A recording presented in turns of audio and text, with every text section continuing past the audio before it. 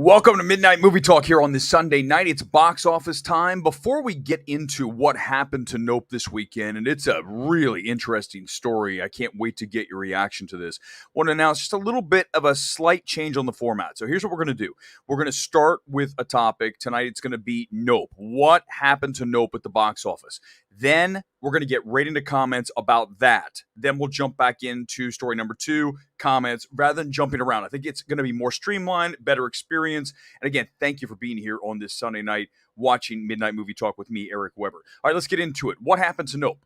Listen, 44 million is not a great number. I don't care how you want to try to spin this as this is that. 44 million is, look, us opened at 71 million. So this is, let's call it roughly 30 million under that number. That is not a success. But yet, when I go directly here to Variety's box office recap, written by Rebecca Rubin, let's get right into the headline. Audiences responded with a resounding yep to Jordan Peele's science fiction thriller Nope. Wait.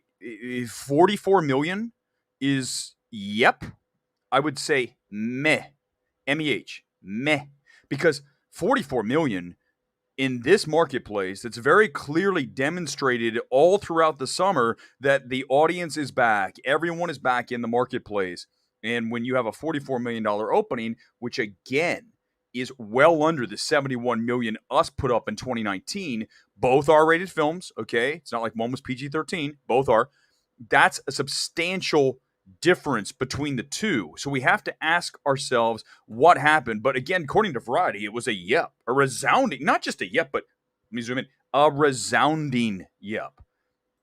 I at this point, I have to ask, is Variety in bed with Universal? Because this is not journalism. Okay, let's just start with the basics. There's no way that 44 million is a resounding yep. Big problem. Then, right here, those ticket sales were slightly behind projections of 50 million and fall in between results of Get Out and Us. Okay, but wait, you just said a resounding yep, and then it's underneath projections. So this is what you got to watch for, okay? And it's not just about this article that we're talking about here tonight with Nope. It's about the media in general. I have a major issue with people who try to spin things to make it fit a narrative. I can't stand it. It doesn't ring true with me. It shouldn't ring true with you. It should ring false. You got to look into this stuff. And when someone tells me that 44 million is good, it's not. Objectively, this is a low end number. We really wanted to see this closer to 60. If it's at 60, then I could say a resounding yep. And even then, we're still minus 11 million versus us. So I want your comments, but let me tell you why it didn't do the business that some, including me, thought it would do. Number one, this is very obvious. Moviegoers did not buy in. Now, there's a million reasons for that, but very clearly, when you only get to 44 million, you're looking at cinephiles, hardcore Peele fans, and really just in general hardcore moviegoers that went to see this. You don't have really a whole lot of casual moviegoers going to see Nope this past weekend. Now, is that because of cryptic ads? I think when you go back and look at the ad campaign that Universal unveiled for Nope with just the characters staring up into the sky, right? That was the thing. Whether it was Daniel, Kiki, let's just stare up into the sky. You got to do more. Think about this. If Universal goes back in and does a poster of Daniel Kaluuya riding his horse down the ranch with the UFO, let's just call it that, over his head with stuff kicking around. Think about that, like a throwback 80s poster. Which one sells more tickets? Again, my consulting services are available for you, studios. Right there, I just made a better promo campaign for Nope than what we saw. That's how you sell the movie, okay? I think the trailers did a pretty good job of selling the movie you're watching, minus the sitcom. I'm always going to call it the sitcom. That way, if you haven't seen Nope, minus the sitcom, the trailer does a good job, especially the second one. But the poster, the general overall campaign for this film was too cryptic. Also, bad word of mouth, okay? That goes hand in hand with moviegoers didn't buy in.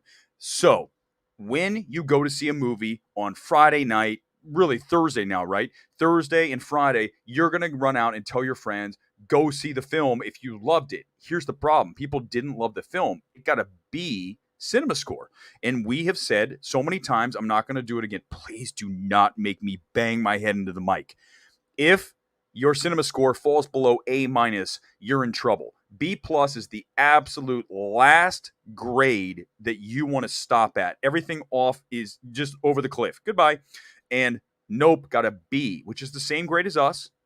But here's the other issue: same grade, but here's why the word of mouth shows me it's even weaker. The multiple for Nope. So if you look at Friday's number, a little under 20 million, and you do the multiple, so you take that number and you multiply it by I think it's 2.25.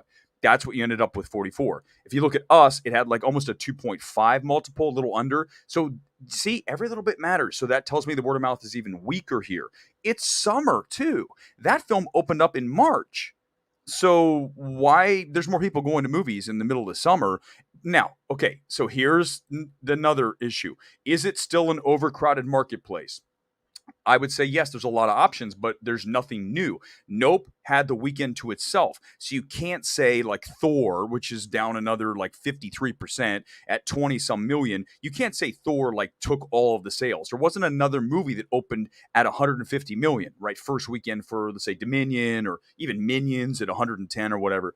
So there's nothing. So you can't use that. Yes, there's other options, but there was nothing else new. So here's the other issue: the last dog to the bowl. You guys know I love Moneyball. The line from Brad Pitt when he's talking about the A's versus the Yankees when it comes to free agency. He says, "We are the last dog to the bowl." And what happens to the runt? They don't make it. Nope is at the end of the summer, really just parade of huge films. I mean, go back and we start with Maverick and we go back even to Batman and Doctor Strange, but let's just start with Maverick. Then we go Dominion, Black Phone did well, Elvis did well. You had all these big films, Minions, all these films that really did well and sucked all the oxygen out of the marketplace. When you're the last dog of the bowl, like Nope was, truly it's going to be Bullet Train. But Bullet Train is going to benefit from the fact that it's going to have a lower opening Nope, a Nope that's going to fall off huge next weekend, and then Bullet Train will seem fresh. But that said, Bullet Train maybe gets to 40, maybe, so it's under this even. But last dog of the bowl suffers. All right, it is comment time. Here's how we're rolling. We're going straight into the comments only about Nope to start, and then we'll get into topic number 2. First comment is from Drew. Good evening to you on this Sunday on MMT. Do you think Comic-Con dominating the headlines this weekend hurt the box office? It didn't help. It seems like a lot of people sit around on Saturday and watch everything in Hall H. You guys know I really don't. And if you do, well, awesome. And I have some thoughts about the Black Panther Wakanda Forever trailer. We'll talk about that in a minute. But yes, that does take some film fans out, but it doesn't explain the average casual moviegoer. Now, again, I understand R-rated film, it's not a family film, but still, casual moviegoer could push this even at R to 60, 70 million. Didn't happen. So that's an element, Drew. I like it. It's a good comment. Thank you for, again, watching here tonight. Stanford, welcome to the channel, by the way. Not surprised. Mixed general audience reviews, least accessible JP film. I disagree with that, but I'll continue. I've seen theories on Nope that make 100% sense, but general audience not going to get it without researching the stuff. First hour was rough. Okay, so another topic I want to talk about that is perfect with this, Stanford, is apparently is it Jake Paul? Which one of the Paul brothers is it? Jake has a thing about how he didn't like Nope and how it didn't make sense to him. Now, you can make fun of that all you want, but here's the reality that Paul, is it Jake? Fine, whatever. If I'm wrong, Jake Paul. He represents more of like the average person. Now, you might have gotten it. I got it. We got it. But again, average moviegoer, which again, this is big, general audience, when they don't understand a film, the Gordy angle, sitcom angle, we'll call it Gordy, fine, because you guys, if you haven't seen it, you don't know what Gordy is. That whole thing, yes, I get it. I understand. But it doesn't directly tie into the film like the general audience wants. I mean, it's not like Sixth Sense where all of a sudden I see dead people. Oh my God, I get it, right? You don't need that explained. And that's why it doesn't work for the average person.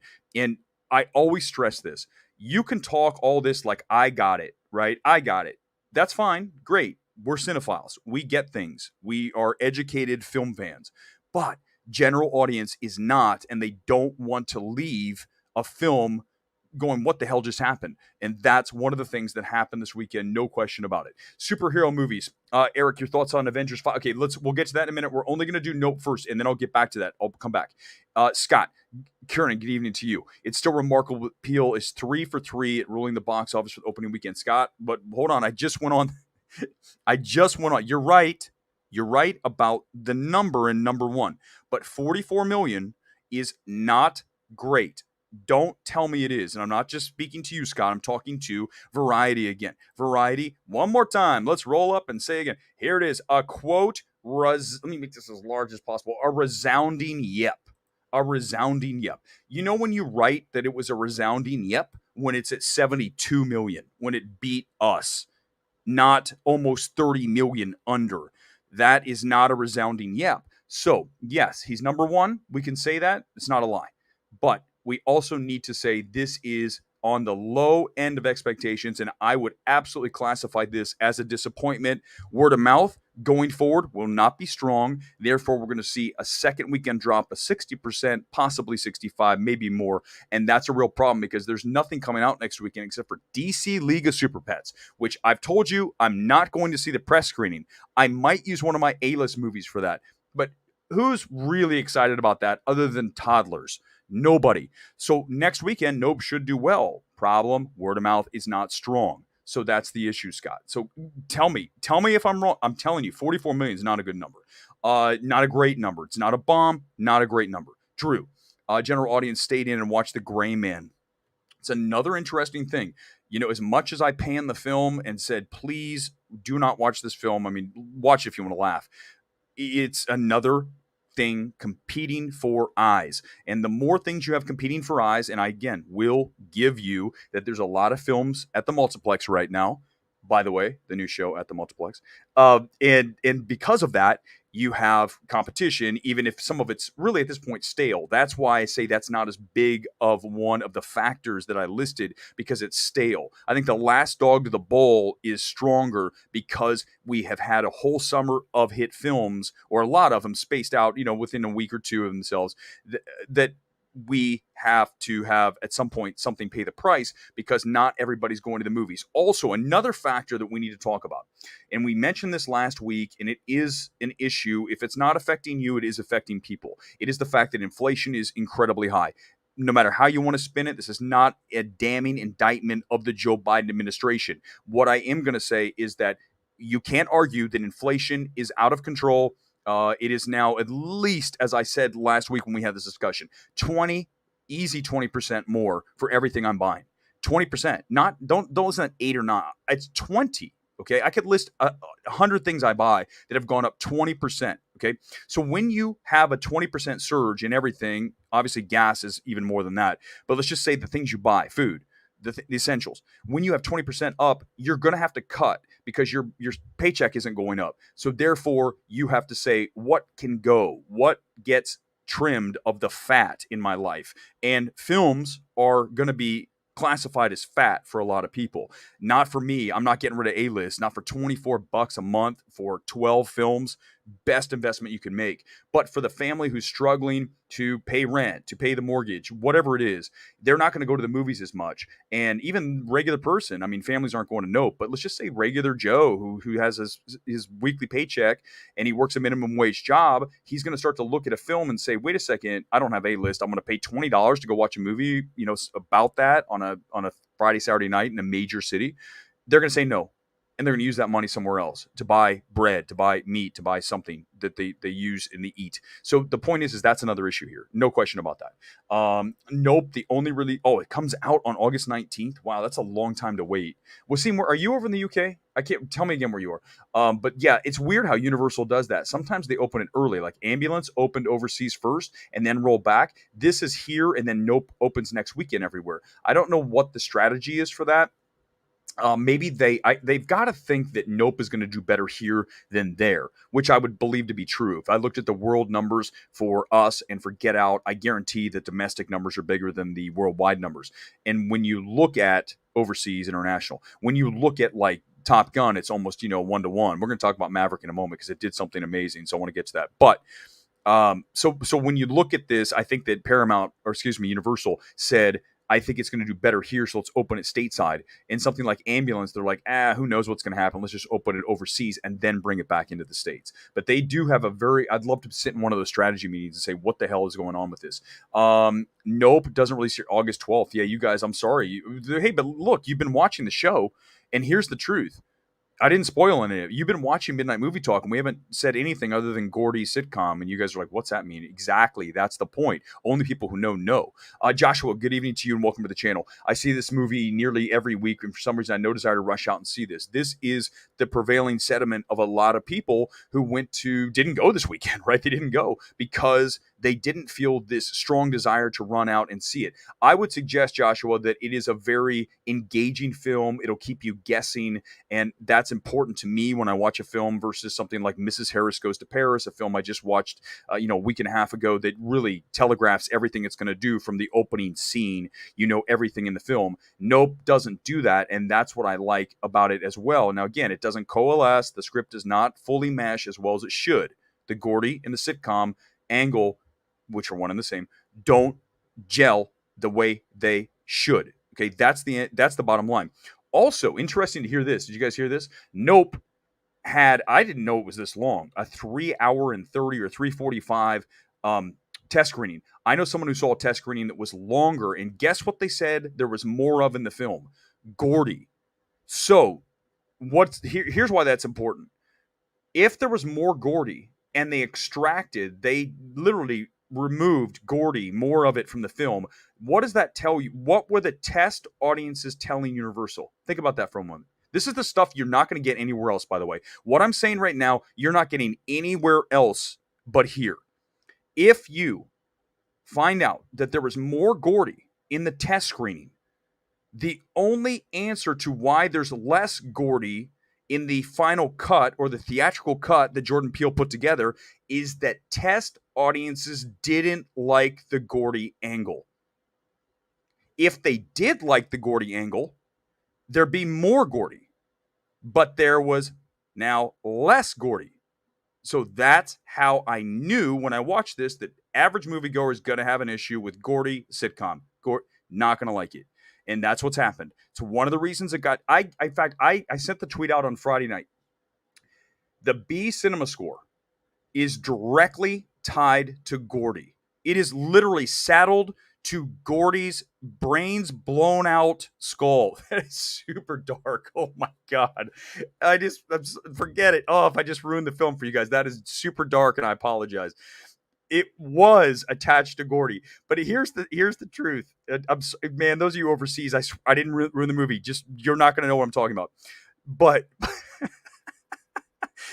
there's less Gordy. That means audience didn't like Gordy. Oh my God. I just broke my no spoilers. Although, again, you guys are like, what the hell is he even talking about? Not going to lie. I love the monkey, the horror scene. Okay, let's stop here for a moment. Stanford, 100%. That the scene with Gordy, the reveal, let's call it the sitcom reveal.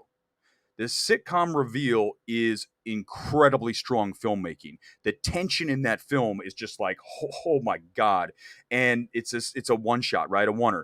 And that is amazing. Well, obviously a little bit of flashback, but in general, it's the one shot of his point of view. And that's a really well made scene. And I would agree. It's the most tension that film has, period. But again, it doesn't fully mesh to the film the way that the average general audience member wants it to mesh. That's also true as well. Josh, I hated Us. I liked Us. I like Get Out. I liked Us, and I love Nope more. I'm closer to love on Nope than any of them, but I do readily admit that the issues that I'm bringing up are absolutely real. Watch the first 15. Okay, couple more. I'm going to get to that because I can't wait to talk about Gray Man. That's going to be fun. Universal Pictures, upcoming films, Halloween Ends, Puss in Boots, Bros, Beast. I agree, except for Halloween Ends will be successful, but the other three, Bros, Puss in Boots, and Beast, aren't going to be great. Okay, a few more, and then we're going to jump into the next thing, and then more comments. My take, people like Get Out, however, judging from the anecdotes and cinema score, Peele's name is not as good for the average viewer. Benjamin, star for you, 100%. Jordan Peele makes films that are a little, I wouldn't say fully, because I think this film is pretty accessible. I do. But he does make more difficult, more challenging films for average moviegoers. And Us is that way, Get Out's that way, certainly Nope is that way, all three. So you're asking that. And so, but another thing that came up this week, by the way, just reminded this $68 million budget on this. And as much as I respect ERC, who is Jeff is his name, and I've had beers with Jeff, so I know Jeff. For Jeff to say that 68 million for Jordan Peele for his third film, a sci-fi, spectacle essentially. I understand it's not like insanely effects heavy, like something like Tron Legacy or something like that, but it still is a $68 million budget for the film I watch. I have no problem with. So I find that weird when people, or specifically Jeff, is talking about budget at 68 million like that's a bad number. I don't have a problem with that. Jordan Peele just came off a $71 million opening with Us, and you've got a summertime movie that involves UFOs with Jordan Peele. Here's what I think Universal needs to do, and I say this about every studio, and I said it on Film Courage. I'm saying it again tonight. Studios have to have a little more control on their directors.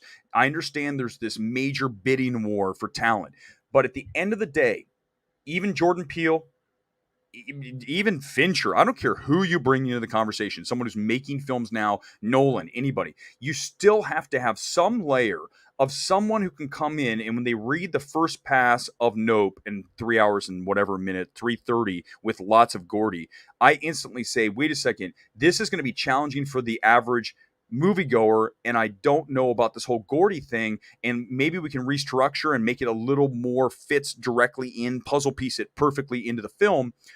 These are things that need to be done. And I think there's a real problem with studios having the balls to tell these directors, listen, you're good, but we still have to have some oversight on you. You know, let's say this. Okay, so let's say I come on here tonight, one of these nights, and I just go off and it's totally out of control and it's like completely over the line. I'm sure many of you would say that's too much and that's your job. I would love you to do that. I have no problem with that. The problem is these directors don't have that. They get this pretty much carte blanche. Do what you want to do. And when we talk about The Gray Man, in fact, let me just get right into The Gray Man real quick, and then I'm going to go to topic number 2 real quick on this because it's perfect. I watched the first 15 to 20 minutes of The Gray Man. Sheesh, that is not a cinema experience. Dreading going back to finish it. Direction is horrible. This is precisely what I'm talking about. When you watch The Gray Man, you see the Russos, and you saw it with Cherry, and now with The Gray Man. You're watching a pair of directors who are out of control, who have no guidance on them or any parameters set upon them. They need, because it's very clear after watching the difference between what we saw with Marvel, and you know how much I love both Infinity War and Endgame, and go back Captain America, Civil War. When you look at what they do, you say to yourself, these guys are really talented if they have someone over them, Kevin Feige, who tells them, you need to do this, this, and this. When you just let them make the movie they want to make, like Cherry, or in this case, The Gray Man, like Netflix does over and over with all their directors, you end up with a film that is, yes, bad. I mean, the direction and the editing in this film is literally the editing as a specific thing of a film, right? Whatever it is, the aspect of a film. It is one of the worst edited films I have ever seen because of the sheer number of edits and the blitzkrieg of just insanity that I watched in one scene where it's just like take, cut. And I'm like, what? I can't tell what's happening. What's going on? That falls back on Netflix. Someone there had to come in and tell the Russos, I watched your cut. There's too many edits. You've got to cut half the edits out and let people see what's happening. I can't tell what's happening. Ryan Gosling jumps out of the plane. It looks horrible. And I would actually even say that. You have to be real. If you don't have someone who can get in there with the Russos and be real, and I have no problem, I don't know, why would I have no problem going up to Joe Russo and saying, your edits in this film are too much. You've got to bring these things down. It's just overload, and it's making the film worse, ultimately. Now, I know there's a nicer way to say it, but my point is at the end of the day, someone had to have that conversation. The conversation is not being had. Okay?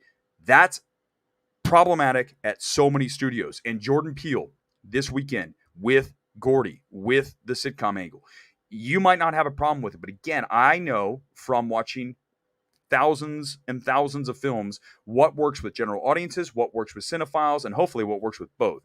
And I can tell you just by looking at this film, I would say the Gordy stuff, I get what you're doing, but it's not going to work. And I'm telling you, I got what he's doing. It didn't work. But here's the difference. General audiences didn't get what he's doing, and it didn't work. That's how you end up with a B cinema score. Okay? All right, we'll get more into this. It's going to be open comments in a moment. I want to get up to topic number 2 tonight. By the way, I already like this better. It's flowing better because we get into the top topic, then we go to the second one, and we just stay fresh with the bounce off the comments. Black Panther 2 trailer. I saw it. I mean, Bob Marley's "No Woman, No Cry." How just beautifully artistic this teaser trailer. It's really more of a full trailer. Everything about this screams to me what I already knew about Ryan Coogler when I went back and first saw Fruitvale Station. This is a director of immense talent, and we are going to be treated to something that only he can deliver. His artistic eye and his general feel for movie going is off the charts, and you see it with this teaser trailer. I'm very excited for it, and Marvel really benefits from that 4-month time frame between Thor and Wakanda Forever. You need time to get the MCU taste out of a lot of people's mouths. It's been too much MCU, and absence makes the heart grow fonder. That is why they have to kick Marvel to the curb for 4 months, bring it back in with Wakanda Forever. The trailer brings it back, so I think we need to have the trailer and then just have it go away. Let it go and just take a nap and let people regenerate their excitement on that. And we're going to get to your comments on Black Panther 2. We'll go back and do more Nope, a couple things, and then we're going straight to the comments, and it's open discussion time at that point. Here we go. Screenings this week. This is what I have coming up this week, and we'll be discussing 13 Lives, the new Amazon/MGM kids trapped in the cave underwater, right? The Ron Howard film. We're going to see that. I'm going to see that tomorrow, along with Prey, which is the new Predator prequel. And that is not going to be theatrical, but I'm going to see it theatrically. Disney/Hulu/Searchlight/20th Century. They are going to screen it tomorrow, and I can't wait to see it on the big screen because I've heard very good things about Prey. And finally, Vengeance, which is BJ Novak's debut. I'm going over to CAA, which is the agency of the universe here across the globe. CAA runs the world when it comes to entertainment. They're having a screening there, so that'll be fun. I'll see that on Tuesday. So just for your scheduling information, tomorrow night we will be doing MMT, not Tuesday. We'll do an MMT tomorrow with 13 Lives and Prey reaction. Those two films, I know they're not huge. Prey bigger than 13 Lives, but we'll have short discussion about each one and then some comments. We'll do a nice little tight little MMT tomorrow. And then we're getting into open discussion here momentarily. Tonight's kit, by the way, Arsenal, their third from, I want to say 1920, 2019, 2020. I just love the color of this. It's got it looks pink, but it's almost like a peach. Really cool. One of my favorite kits I've got. All right, it is open discussion time here. Let's get back into the comments. I'm going to go back up to the beginning of the comments because there's a couple in there that were not about Nope. What was it? The first one. Give me 1 second. Let's see. There was something in there. Give me a minute. I'm gonna find it. I'm gonna hire one of you to be the producer and to literally feed comments. That'd be cool. Here we go. This is the first one. Superhero movies. Good evening again to you. Your thoughts on Avengers 5 and 6 movie announcement. The fact that Joe and Anthony Russo are not directing, you know how I feel about that. But I love them with the MCU brand, and then I loathe them when they work with Apple, Netflix, whoever. I said it on At the Multiplex, the new show with Scott Menzel. We're doing the Siskel and Ebert kind of back and forth about films. If you haven't watched it, check it out. It's really great. Search it on YouTube, At the Multiplex. But I will say that if I was a studio head right now, I could not hire you couldn't hire the Russos to direct a film based on what I just saw on both back-to-back films, Cherry and The Gray Man. And I sent that comment yesterday that's gone crazy. I said, literally, apparently Kevin Feige watched The Gray Man because that's why he doesn't want to work with them again on Avengers 5 and 6. But truthfully, if you watch The Gray Man, there's little else to think, but oh my God, you guys are out of control. They are a great, well, I should say a really bad also example of directors who are devolving. As they continue, they're getting worse. You want to see someone obviously continue to get better and progress with each film. In some cases, you have someone come out right out of the gates that is electrifying and just unreal, and you just go, my God, like, again, Ryan Coogler with Fruitvale Station, or Rose Glass with Saint Maud. I wonder how many times I've said Rose Glass on Saint Maud here on Moonnet Movie Talk. It's probably the record for number of movie callbacks I've had about that. Saint Maud and Rose Glass. But when you watch that, you still want to see evolution and progress as they go. And the Russos are going backwards. They're literally falling into the ditch, and we keep going further and further down. They are burying themselves in bad films, and it's just unfortunate because they really just need guidance ultimately. Joshua, good evening to you. Hey, your most anticipated film for the month is Prey. We're going to talk about that tomorrow night here. No spoilers. We will have the film reaction, initial reaction as I get out of the theater. We'll probably be live up here at 9 because the movie's short, which I love. First of all, I heard it's 90 minutes, which makes me very excited to see Prey. But The Last Predator, was it The Predator with Olivia Munn? That movie was bad. I mean, that was straight up not good. And there's so many reasons, but Shane Black is one of the I mean, hello, Iron Man 3. They're connected. Uh, so we'll talk about that tomorrow, but I'm glad you want to find out about it. And I'll let you know tomorrow for sure. Kevin, good evening to you again. Black Panther Wakanda Forever, good trailer. I agree. It's a very good teaser trailer, full of a lot of emotion because obviously with Chadwick and what happened, we have that emotion of that. And then we have the perfect use of Bob Marley's No Woman, No Cry. I forget the name of the artist who sang, but beautifully done. And really, hey, listen, it's a strong trailer, but it speaks to, when I watch that, it speaks to Ryan Coogler's talent. And I know we think that all the MCU movies look the same, but I think we can all agree that the difference between Doctor Strange 2 and Thor 4 is night and day. So I don't think it's so true that every director has to do the exact thing that Kevin Feige wants. I mean, even Eternals, as boring as it was and as just completely inert of a film as it was, you still saw some Chloe Zhao. I think the more you see of the director, the better. Ryan Coogler very clearly is going to get a very long leash now that he has Black Panther, the massive hit that it was, and he has the stature now, even much more so than when he did that. He came off of Creed. Creed was before Black Panther. And now he can call the shots because he had the first Black Panther. So he probably has a lot more leeway to do what he wants to do. When I watch that trailer, that's what I see. I see a director who's showing me their singular artistic vision, which is what I'm always looking for out of a director. I want to see that is a blank film. You can just see it and you know for sure. Jordan Peele, who named the director Bong, Tarantino. You just see it and you're like, that's it.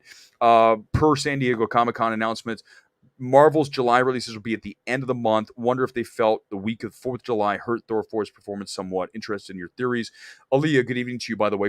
Bring up your Top Gun Maverick thing, too. I'm going to talk about that. So, yeah, I mean, listen, the more action there is for your eyes, the more your film's going to suffer. So I think Nope did suffer a little bit on Comic-Con weekend. I'm not going to pin 44 million all on that. We went through all 5 of my reasons. The number one reason is it didn't interest moviegoers as much as it should. And that falls back to the marketing, even though I don't think it was the worst marketing. I'm just telling you again, if you look at a Nope poster, which is better? That or Kaluuya riding off the ranch with the UFO overhead sucking stuff up, the flags and all that stuff. Literally, that's the image, him on his horse is like chasing after him. That's a cool 80s poster. It sells more tickets. Instead, you had Kaluuya, Kiki staring up with green or blue behind them or whatever the colors are. I think it's blue. It's cool for us because we're going to see it no matter what. I was excited for Nope at the beginning of the year. And by the way, on awardsace.com, my award site, I had to bring this film down. I could not recommend it as an awards film, except for Keke Palmer. Keke Palmer and cinematography, yes. Sound design, yes. But really nothing else, not even Jordan Peele direction, because he is also writing it. So as the director-writer, I have to ding him for a script that's not fully coalesced. It just doesn't, period. End of discussion. We can't have a discussion that was a script that was perfectly oiled and perfectly assembled, that it all meshes. No, it doesn't. And you know how I know I'm right? The cinema score is a B. If the cinema score was an A- or A, then you could have that argument. But at a B, we can't have the argument. Audiences did not like Gordy. Okay? He shouldn't have been part of the movie. Or okay, he should have been part of the movie that was more specifically tied in so that people like Logan Paul wouldn't be complaining on Twitter tonight that it didn't make any sense to me and I didn't like the movie and it's bad. That's unfortunately the voice of a lot of average moviegoers. Okay, it's not film Twitter. It's not heady people who watch films all day, cinephiles. Us, not us. Wow, that kind of worked. It's not us. It's nope. No, it's literally like you got to understand. There's just two different prisms that people watch films through. The very basic one, and then the one that we do, where we talk about the magic eye, right? Foop, all of the elements you see in front of you, include screenplay, cinematography, score, all that stuff's available to you, and you see it. Average person just watches it, and they just want to just literally almost turn their brain off. This film doesn't allow them to do that. So again, pulling it back to this real quick. Sorry, tangent. Aaliyah, is that more competition, more shows, more anything is going to be trouble because you're not the only game in town. You have competition from all kinds of things. And you could even look here in LA, you could say sports. The Dodgers were playing the Giants this weekend. That is a huge series in baseball. I'm not a huge baseball fan, but I certainly understand the importance of Dodgers and Giants. So that takes people out of the theater. So these are all little things. There's so many things. It's not one thing. I just know this variety. It was not a resounding yep to nope. That's not well written. That is, as a journalist, that shouldn't happen. The only thing that explains to me writing a resounding yep to nope is that someone at Universal said, can you spin this as positively as possible? That's why I can never work for one of the trades, for any of these places, because I can't give up my sovereignty of my voice, which is basically everything. I will never say something is good or bad because you want me to or the studio wants me to. It's always a general, pure reaction to it. And that's what makes me me. And a lot of film critics are not that. That's the reality. They're just not. They have biases. They carry agendas into the films. They're unreliable. And I like to think of myself as being at least like a poker player. You never know. I had a director one time. I'm telling the story again because it needs to be told. A director sent me a tweet, maybe it's a direct message, and up and coming indie director, and said, "You know what's interesting about you, Eric? I never know what you're going to say about a film." And I said, that is the highest compliment that anyone could ever pay to me. That you don't know what I'm going to say about any film, no matter what the genre is. You don't know. I'm going to be open to the experience until the film is over, and then I will render my verdict of whether it works or doesn't and why. There's no agenda. And I don't understand why some people do have agendas. It doesn't sit with me. Maybe, again, I've told you guys before, I'm a Libra. I don't know if we are our star signs. The more I think about it, I feel like there's definitely some accuracy to it if you look at what certain star signs are and who they are. But Libra, balance, scales. Everything to me starts off from a balance. So whenever I see something, I'm always here, and then you watch it and you shift it as you like or dislike the film.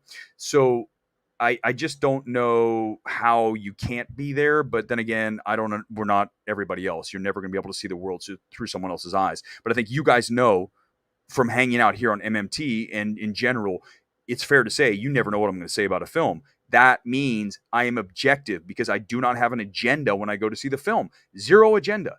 And be better at that. Whatever you do in life, do it with no agenda. Try to, because it's best. I don't care if you're Democrat, Republican, Independent. Try to see things through the lens of, is it good, bad, indifferent, without labels. And I think that's the number one thing. I say every time I go to see a film, I almost don't want to know who directed it. I don't care if it's directed by a man, woman, child, dog. It doesn't matter. The film and the final product is all that matters. How am I wrong when I say that? You can't tell me I am, because we should be judging things based only on the pureness, the absolute final product, not, oh, it's directed by this person, therefore it's good. What are you doing at that point if you're even saying that? That is insane to me, because it's like, why are you saying something's good because this person is this? No, the movie's good or bad, period. There's nothing more to add to that. If you're adding to that, you're carrying an agenda into the film. I know I'm right. You guys know I am too. Hit me with something. Tell me where I'm wrong. Tell me where what I just said is anything but 100% true, 100% accurate. Oh, you're so Prey. Yeah, we're gonna listen. Prey's tomorrow night. For reaction, first out of the theater tomorrow for Prey, about 9:00. I cannot wait to see it. By the way, Alex, you loved it. Nope's very good. I'm glad you liked it. really, really great building tension, suspense. I disagree 100%. Yeah, it's not boring. I don't understand why that's going on. Variety sounding yep is the new IGN. The Northman's not. That's pretty good, actually. That's pretty good. It's weird. Again, don't have an agenda. It's pretty basic. Just say nope. 44 million is disappointing. It's on the low end of expectations. Projections were 50, so it's already under that. So if the projection, by the way, Universal put out that projection of 50, they're the ones who ultimately control that. And what did I tell you about projections? The studio's always going to try to give you the lowest possible end of that. Why? Because when it goes above, they can say it outperformed. Why would you give some high number? And then if it does come in under, like let's say in this case, they said it was going to open with 60 and open with 44, then they'd be like, oh my God, then what would Variety say? Would they still say it was a resounding yep? So think about it from a PR standpoint. You obviously want to manage your expectations and say that the number is lower so that when it comes in above that, in this case, it didn't come in above that. Let's make that clear that you have better PR. Okay. So it came in under expectations. It is not a resounding yep. Variety, that is an F straight up. In fact, I would love to get Rebecca Rubin on here, and I'm not going to tweet at her. I don't want to start a war, but I want to know how she says it's a resounding yep, and then literally 2 lines later is like it was under projections. Can someone explain that to me? I can't wrap my head around that. A resounding yep below expectations, below projections. Wait, what? What are we doing for journalism? What is journalism these days? Does anybody actually do independent, unbiased journalism other than me? Yes, it's true. I am 100% unbiased. You guys know it too. That's why you're here. Nick, good evening to you. When you as a viewer audience member have to ask yourself why or walk out even the slightest bit confused about something that's the main issue with Nope, spectacle makes up for flaws, but not totally. 120%. I said it before. Listen, just because you understood Nope doesn't mean that a lot of people didn't. You got to remember that. I know we all get in this thing that it's only me and what my opinions think. And I've told you guys, I can disagree with you guys. You can disagree with me. I have no problem with that. But you still have to say that this is happening. A lot of people are having a problem with Gordy sitcom. They're just having a real problem with it. And whether you did or not, that's not the point. The point is people are, and you have to admit that. That's the first step here. You can't pretend that's not happening because that is very much happening. This is called objective journalism, discussing the issues with the film. A B Cinema score tells me Gordy did not work. Finding out that there was more Gordy in Nope and now there's less Gordy tells me that Gordy did not work. What more do you want? I mean, you can't tell me it's working. That's the problem also, I would say. Okay. How many people and how many things do you see this all the time? Like in fact, I read a tweet right before this where Logan Paul said all these things. It was actually pretty well worded, I got to say. I'm not saying I agree with it. I'm just saying it wasn't like written like a caveman. Okay, so, but there was a reply from somebody who's in the film Twitter space, like, it was perfectly obvious, and what are you're an idiot for whatever. And the point is like, that's the thinking that gets you in trouble. That thinking everybody is as smart as you. Oh, I'm so brilliant, and everybody, I'm so much more brilliant. How did you not get that? Don't do that shit. It makes you look stuffy as hell for A. B, who wants to hang out with someone like that? It's like, you got to understand that not everybody's going to get Gordy, and don't act like it's that simple. It's not. Okay, I watched it twice. Gordy does not perfectly coalesce, mesh into the film. It doesn't. Yes, I understand. Gordy was trying to be tamed, just like the UFO is trying to be tamed. Now I'm going to spoilers. I'm going to stop. That's not obvious. That's not banging people over the head obvious, like I see dead people in The Sixth Sense. Try to wrap your brain around that rather than send tweets like, it was perfectly obvious, and what did you miss? It's just, who are you? Like, are you even a real person? Like, don't do that. It makes you seem like just such a, the D word.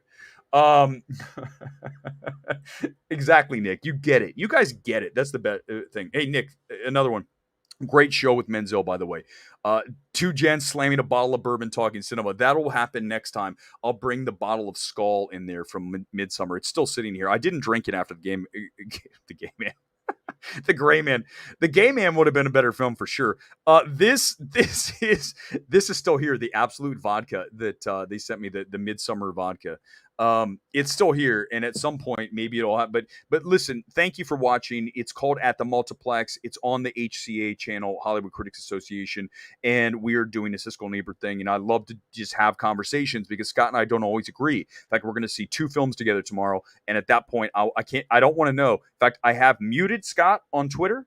I now will not talk to Scott after a movie because I don't want to know what he says about a film. So that when I go in and we shoot this thing next week after we see Bullet Train, we're going to shoot a new episode. When we shoot a new episode of At the Multiplex, let me tell you how it works. If you guys go back and watch the episode. So here's how it goes. Obviously, you want to script your individual review. Then, after the person gets done with their individual scripted review, you are going to interact and get into a debate about the film. Now, if you both liked it, it's going to be straight up. It's going to be, I agree 100%, just like Siskel and Ebert. If I didn't, then we're going to get into a heated argument. A film that I know for sure we would have gotten into, and it would have been epic, and I wish we had this film when we started At the Multiplex. Everything Everywhere All at Once. He liked it, and you know I do not like that film. You know how I feel about it. That would have been epic. I would have loved to have that discussion with him. I can't wait. We're going to have another film that happens like that. But that's the point, is that it's actually more interesting when we totally disagree, and then you listen to both sides, and you're like, okay, I'm with Eric on this. I think I'm with Scott. But let's be honest with each other. You're going to be with Eric like almost 95% of the time. Scott, maybe 5%. That's the reality of it. But thanks for watching. Aaliyah, you brought it. This is what I wanted. Top Gun Maverick. The first 100 million plus opener with a 5-time multiplier. It opened at 126.7. 126.7. Okay. Multiply by 5, you get 633 and change. It's now at 635. So now it is a 5x multiplier, which means that's unheard of. Okay. 3's good. Anything above that's insane. Nope will be lucky to have a 2 multiplier, to be honest with you. But look at this 6 multiplier of 127 times 6, 633, 635 right now is the total. So you're right at that 5. That speaks to word of mouth. Everybody's in. Who hasn't seen Maverick? Nobody I know. And they've seen it multiple times. And that's why it's going to be an awards film, including the Oscars, in so many categories, because now it is a phenomenon. Well, it's been a phenomenon, but I mean, now you just add more to the legacy of this film and the impressiveness of its achievements, which are going to be soon at 1.3 billion. It's at 1.2, like 5, 6, 7. It's going to get to 1.3 billion worldwide. And that will not happen anytime soon for a film like a Top Gun Maverick. Maybe Black Panther, no question, it better get to that number. But a film like Top Gun Maverick that people had really no expectations for, really low expectations, and then you get to this, wow, look at this, a 5x multiplier and 1.3 billion worldwide. Really insane. And it speaks to how great that film is. I'm seeing Bullet Train next Tuesday. Can't wait. Bullet Train, we will see. I think I see it Monday. There's early screens. Thank you for bringing that up, JT. I just saw that Sony has early access screenings. I imagine Regal has it, but I know AMC has it. Go to your AMC app and search coming soon. You're going to see Bullet Train early access. It's on Tuesday night. Opens on Thursday. Go see it Tuesday. It's part of the A-list. And listen, AMC, I'm here. I'm promoting you. I promoted you on Film Courage. I'm promoting you here on MMT. At some point at the Multiplex, I think I already did on the first show. I love A-List. It is genuine. It is from me using the product. I love it. That's why whenever we get a sponsor for MMT, and it's coming, it's going to happen, I've got to believe in it. Otherwise, I'm not going to use it because I have to absolutely have my heart and soul into it. And A-List is amazing. You need to get A-List and go see Bullet Train next Tuesday. Wasim, you're in South Africa. Okay. You can get a movie membership to see 5 movies daily for 30 days at, what is R? Tell me what R is. I should know that.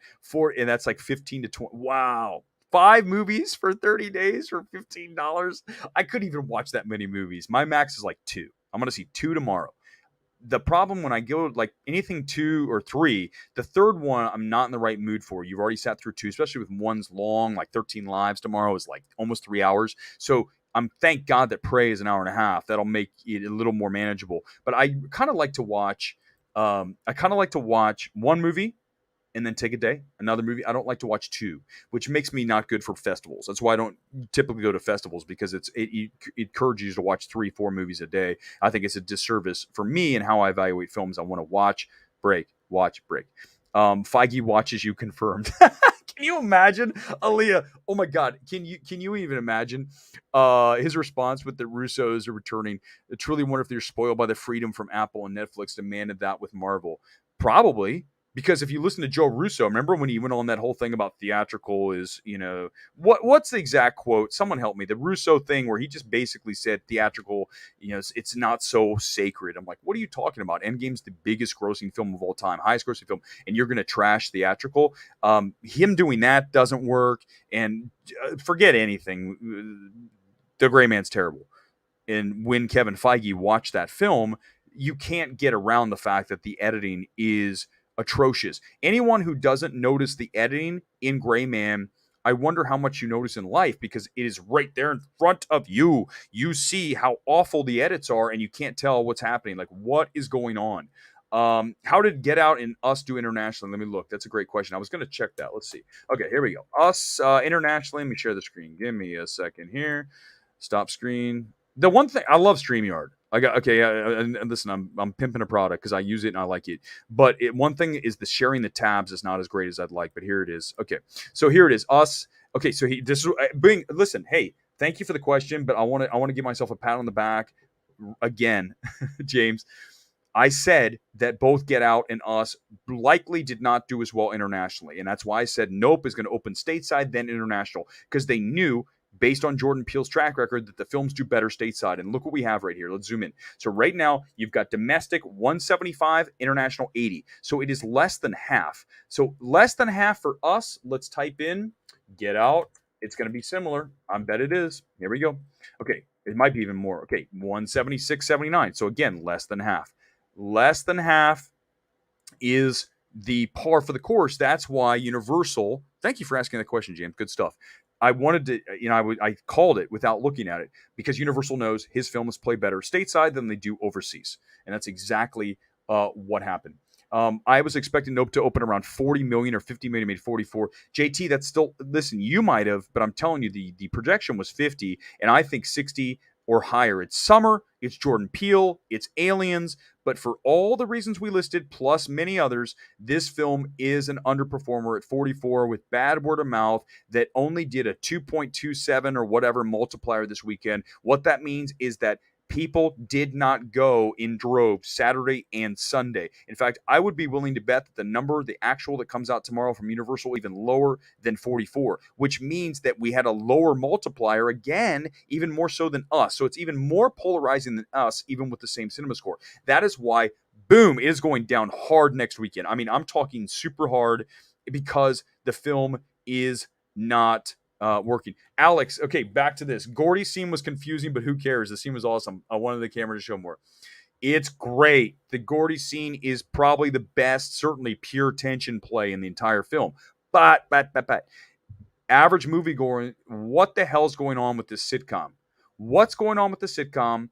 And I can't put together why it's all here, other than we know that the character goes through and opens a carnival. Okay, we get that. But the point is they can't make the connection that they're trying to tame two wild beasts. That's asking too much for the average person. If you have to have it explained to you, for some people, a lot of people, that is a problem. Just because you didn't have to get it explained to you doesn't mean that others did, and therefore that's an issue. So that's what we got to remember again. But I agree with you. They're great. I mean, Jake the Rake, you love the Gordy scenes. I did too. I think it's very interesting to me. What Jordan Peele does, he's never boring. That was my first statement when I came out of Nope on Tuesday. One thing that Nope never is: boring. It always is interesting. It is never uninteresting. And that's the key. You saw the Gray Man, didn't hate as much as you. Complete opposite of cinema. Too fast. It's, well, definitely the complete opposite of cinema. But again, please, let's just forget what you think about the performances. Let's just start with, again, go to the editing. There's no way you can tell me that the editing in that film is acceptable, or you would release it. There's no studio that I know of other than Netflix that would allow the Russos to put that out. If The Gray Man were a Universal film, they would have test screened it. Warner Brothers too, Disney, they would have test screened it. They would have test screened The Gray Man, and maybe Netflix did. Okay, I'm just going to say they would have test screened it. Here's the difference. Universal would have come back with all these, oh my God, I can't tell what's happening. Every audience member's like, what WTF is happening in this scene? I can't tell. And they would go back in and say, listen, look at all these things, people saying, I don't know what's happening. You've got to change the film. And okay, this is a great example too. Remember what I told you about Jordan Peele and Nope and Gordy, that the test version of this is 3+ hours long and there's a lot more Gordy. They obviously did the test screens, hence the 3 hour and 30+ minute cut. Test screenings, the people watched it in the audience. They're here in Burbank, they're here in LA, they're here in Long Beach, they're all over Los Angeles. Test screenings. They're not going to have one in Omaha. It's always here in Los Angeles, and they try to get the most diverse crowd they can get to give them feedback on the film. You got cinephiles on there, and you got Joe Blow, who doesn't watch any movies. They want to have that wide mix, and I guarantee that Gordy kept coming up. Because if there was 3 hours and 30 minutes and a lot more Gordy, and there's a lot less Gordy in the film, then that means the test audiences didn't like it. So that's the problem with that film. That's the reality of it. The Gray Man is a prime example of just pump out an over-stylized popcorn action flick with as many recognizable stars as you can. A 90s, early 2000 film, it's fine, at least better than Cherry. I think it's worse than Cherry, but Cherry's bad. The thing that makes this film worse than Cherry for me is the edits alone. I just, how many times have I said edits? The editing in The Gray Man is amongst the worst I have ever seen. And it makes me incredibly just sickened when I watch the film. It's nauseating. Jennifer, yes, I don't know how to say her name. Is it Shanka Ducre, who played Big Mama Thornton in Elvis? Yeah, again, another one of these, I'm not going to, okay, I'm just going to say this. There's been a lot of people, and you guys know what I'm talking about, that have been passing away suddenly. And I don't know what's going on. I can just tell you that it's not normal. Okay, that's all I'm going to say. That's all we're going to say tonight. It's that, nothing more. Nick, Tom Cruise, best actor for Maverick. When are they starting the campaign? Okay, so let's pull up Awards Ace since we're here. Let's do it. I think I have him still slotted. I still have him featured in the featured picture section of awardsace.com. If you guys don't know, I run awardsace.com. I'm the editor-in-chief of that lovely site and one of the top Oscar sites in the universe. But here it is. So there's Tom Cruise. We've got him in the best actor contenders. I mean, listen, he's going to be. At the end of the day, Tom Cruise will be there. You can see Viola Davis from The Woman King, and then Austin Butler, Best Picture. I don't know if Elvis is going to get to Best Picture. I'm just putting it here because I want it to happen. I think it's good enough because of the direction. I have no featured under Best Director. I don't personally have endorsed that, but I love the options, Christian Bale. But let's get back to Tom Cruise. So Tom Cruise is going to be a contender for Best Actor. And I think if you just look at the scene with Val Kilmer, I said it when I first came out, and I told you guys that this is very much of an awards play. And here's all the contenders. You want to go into Awards Ace, just click on it. You're going to see all the different contenders in here. Okay, these are the people that I think are on the board. One thing I want to mention about Awards Ace that I really want to discuss is that I don't like having, here are the 5 people that are going to get nominated. Like, these are the 5, these are the 10. I do have a little star here that says, like, is expected to be a key contender. Like, I think Austin Butler, absolutely, he has to get a nomination, so he's clearly a key contender. But I don't think it's fair to everybody else in the race when we start doing things like, here's the top 5, and we don't even mention anyone else. Like, these are the 5 I'm going to pick, or these are the 6 or 7. No, why can't we keep it big? Why can't we have as many possible candidates as are out there? Not to mention, most of the films and the people that we expect to be contenders, they haven't opened. So what are we doing saying these are the 5? I understand you can go ahead and project it and assume that someone like Christian Bale is going to do a hell of a job in Amsterdam, but we don't know until we see the film. So I think that's the danger too. But I think it's incredible disservice to all the actors, directors, and everyone involved with the film when you start to say, we're only going to say these are the 5 people. And there's a lot of Oscar pundits who want to do that. I could do that, but that's not what I want to do with Awards Ace. And I think we should have as many people in the conversation as possible for as long as possible. I mean, tell me I'm wrong again. All I'm doing is spitting facts. All I'm doing is spitting facts at you guys. Jennifer, I love Midnight Movie Talk and learn so much. Thank you, Jennifer. That's the point of this, is to hopefully expand the brain. Not just, and by the way, guys, it's not just about films. You guys know I like to expand the conversation and talk about life. And I think that's important because film is a gateway to conversation of bigger topics. And I think that's one of the things I like to do here on MMT. And by the way, I'm going to give you a 5-minute warning right now. We're coming up on the hour, but it's been a great hour. And I really appreciate everyone who's here. And we're going to go 5 more minutes. So get the comments and we're going to lightning quick here at the end. If I don't get to the comment, come back tomorrow, pray, and all those other films we're going to talk about. Praise the biggie.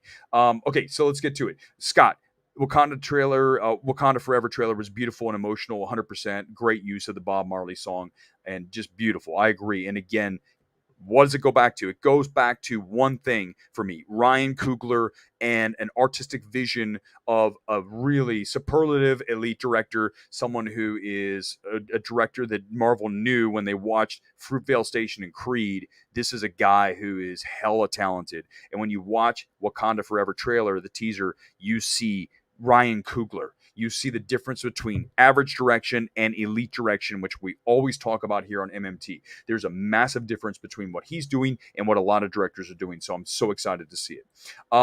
Matthews, good evening to you. Theatrical break for 4 months is good for Marvel. Streaming wise, though, they have 3 series. It's too much. I told you guys, honest to God, we would just go do our thing. All right. Hey, listen, I talked about larger conversations. We have like 5 minutes. Let's do it quick.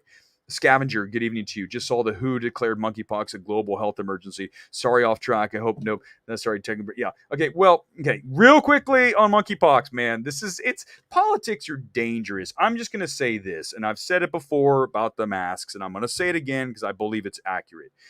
Let people make the own choices, that they let them do their own thing. I have no problem with you wearing a mask or not wearing a mask. We need to be in that space. And monkeypox, same thing. If you want to do whatever you want to do for that, go for it. When we start ceding our powers to the higher power, quote unquote, it's a very slippery slope. And the fact that we have gone down, I'm getting political. Come on. How often do we talk about slippery slope? And look at where we've gone in the past 2+ years. If that's not a slippery slope, what the hell are we doing? Okay, that's it. I'm done.